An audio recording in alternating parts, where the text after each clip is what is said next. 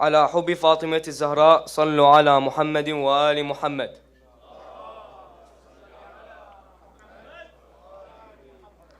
بسم الله الرحمن الرحيم. السلام عليكم أيها الحضور الكرام ورحمة الله وبركاته. نعزي صاحب العصر والزمان ومراجعنا العظام والمسلمين جميعا باستشهاد سيدة نساء العالمين فاطمة الزهراء سلام الله عليها، وهذه كلمة مختصرة عن حياتها الكريمة باللغة الإنجليزية. صلوا على محمد وآل محمد.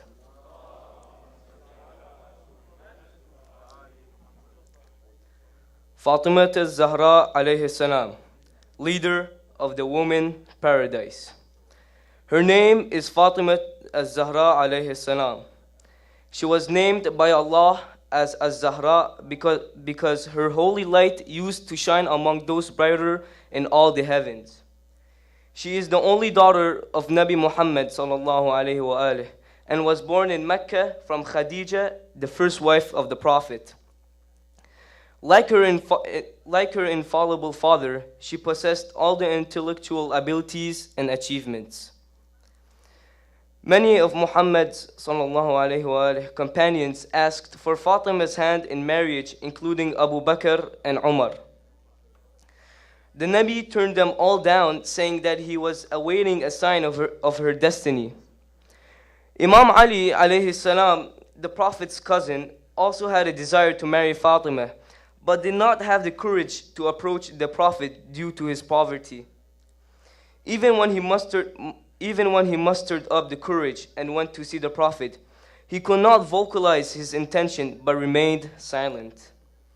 The Prophet understood the reason for his being there, and therefore prompted Ali to confirm that he had come to seek Fatima in marriage. He suggested that Ali had a shield, which, if sold, would provide sufficient money to pay the bridal gift, the mahar. Prophet Muhammad put forward the proposal from Ali to Fatima, who remained silent and did not protest, which he took to be a sign of affirmation and consent. After the death of the Prophet, Fatima al-Zahra alayhi salam pleads her case of the Fadaq land, which was legally hers. The Holy Lady, in her desperation and frustration, causes a great controversy among all the Muslims. She personally went to her father's mosque of Al-Madinah after prayers had ended to publicly expose and demand the immediate return of her rightful inheritance, which was confiscated by Abu Bakr and his supporters. She faced her adversaries and delivered to them the most eloquent of words in her defense, which left the assembly speechless. She addressed the assembly in a speech that was both harmonious and systematic. It was an impeccable speech in which it contained no minced word and was free of equivocation, distortion, and slander. The speech is very long, so I'll just summarize the meaning and give you a small quote of it. Lady Fatima al-Zahra alayhi salam used the occasion to firstly acquaint the people with Allah, the Most Exalted, to also disclose the merits of the Islamic religion, and to clarify the cause and effect of the Islamic laws.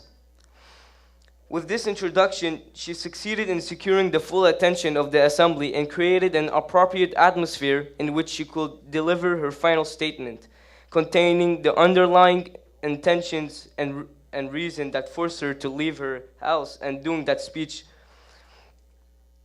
to force her to leave her house and proceed to the mosque.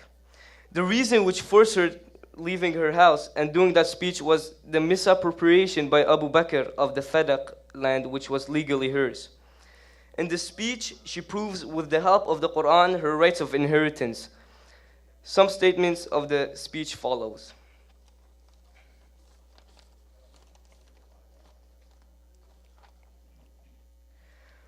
وَأُولِي الْأَرْحَامِ بَعْضُهُمْ أَوْلَى بِبَعْضٍ. Also, أَلَسْتُ أَنَا وَأَبِي مِنْ مِلَّةٍ وَاحِدَةٍ أم أنتم أعلم بالقرآن من أبي وابن عمي. And lastly, وَرِثَ سُلَيْمَانَ دَاوُود. That last quote, and Sulaiman inherits Dawood. That's what proves that her inherit is really, I mean, that's a valid proof which she mentioned in the speech that she'll guarantee her her rights to inherit. Sorry. It is not known how exactly she died, but some sources indicate that she died between the age of 18 and 24, as she got stuck between the door and the wall by hypocrites. In conclusion, Fatima alayhi salam held an essential place in the family of the Prophet. She had the distinction of being the daughter of the most beloved Prophet of Allah, the wife of the first Imam who was the purified one and the only one to bear the title of Amir al-Mu'mineen, the mother of two Imams who are the leaders of the youth of paradise. She herself was purified and infallible, granted divine knowledge, bestowed with wisdom, reasoning, intellect, and grace. Allah has promised her the privilege of intercession on the day of judgment on behalf of those who love her, send salutations on her, and stick to the teachings of the 14 infallibles. No woman comes close to her exalted status. Fatima's genius is considered an example of a Muslim woman's adherence to noble traits. She is a perfect example of how a daughter, a wife, and a mother should act while keeping her decency and pure character. She also shows the Muslim woman's role in social fields within the limits of religion and virtue. Her life confirms that Islam does not deprive women of acquiring scientific, cultural, and literary knowledge. May we be among those who earn the intercession of Fatimah Al-Zahra alayhi salam. Assalamu alaikum wa rahmatullah.